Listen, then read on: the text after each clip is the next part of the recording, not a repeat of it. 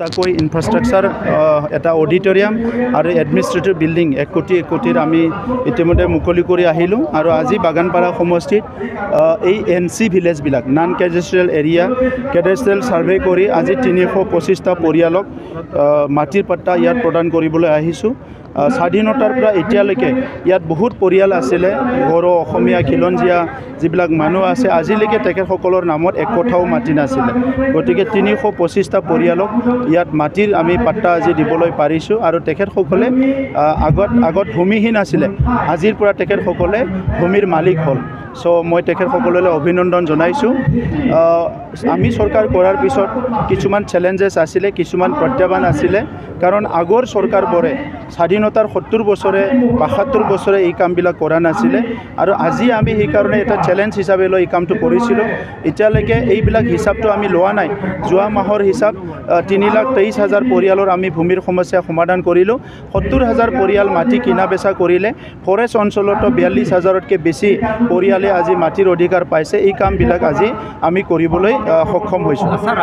তাকৈ infrastructure এটা auditorium আৰু administrative building 1 কোটিৰ আমি ইতিমধ্যে মুকলি কৰি আহিলোঁ আৰু আজি বাগানপাৰা সমষ্টিত এই NC ভিলেজবিলাক নন কেডাষ্ট্ৰিয়েল এৰিয়া কেডাষ্ট্ৰিয়েল সাৰ্ভে কৰি আজি 325টা পৰিয়ালক মাটিৰ পট্টা ইয়াত প্ৰদান কৰিবলৈ আহিছোঁ।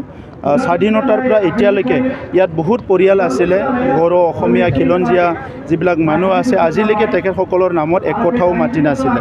গতিকে 325টা পৰিয়ালক ইয়াত মাটিৰ আমি পাট্টা আজি দিবলৈ পাৰিছোঁ আৰু তেখেতসকলে আগত ভূমিহীন আছিলে, আজিৰ পৰা তেখেতসকলে ভূমিৰ মালিক হ'ল। মই তেখেতসকললৈ অভিনন্দন জনাইছোঁ।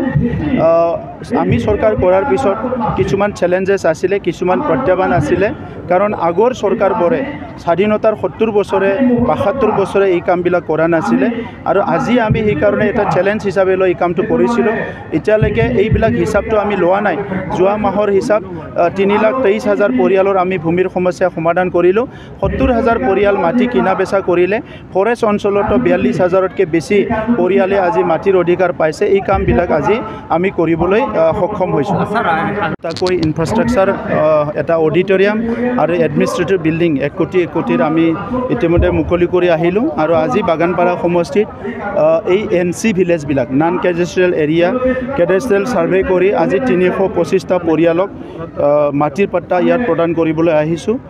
স্বাধীনতাৰ পৰা এতিয়ালৈকে ইয়াত বহুত পৰিয়াল আছিলে, বড়ো অসমীয়া খিলঞ্জীয়া যিবিলাক মানুহ আছে, আজিলৈকে তেখেতসকলৰ নামত এক কঠাও মাটি নাছিলে। গতিকে 325টা পৰিয়ালক ইয়াত মাটিৰ আমি পাট্টা আজি দিবলৈ পাৰিছোঁ আৰু তেখেতসকলে আগত ভূমিহীন আছিলে, আজিৰ পৰা তেখেতসকলে ভূমিৰ মালিক হ'ল। মই তেখেতসকললৈ অভিনন্দন জনাইছোঁ। আমি চৰকাৰ কৰাৰ পিছত কিছুমান চেলেঞ্জেছ আছিলে, কিছুমান প্ৰত্যাহ্বান আছিলে, কাৰণ আগৰ চৰকাৰবোৰে স্বাধীনতাৰ 70 বছৰে 72 বছৰে এই কামবিলাক কৰা নাছিলে আৰু আজি আমি সেইকাৰণে এটা চেলেঞ্জ হিচাপে লৈ এই কামটো কৰিছিলোঁ। এতিয়ালৈকে এইবিলাক হিচাপটো আমি লোৱা নাই। যোৱা মাহৰ হিচাপ 3,23,000 পৰিয়ালৰ আমি ভূমিৰ সমস্যা সমাধান কৰিলোঁ। 70,000 পৰিয়াল মাটি কিনা বেচা কৰিলে। ফৰেষ্ট অঞ্চলতো 42,000তকৈ বেছি পৰিয়ালে আজি মাটিৰ অধিকাৰ পাইছে। এই কামবিলাক আজি আমি কৰিবলৈ সক্ষম হৈছোঁ।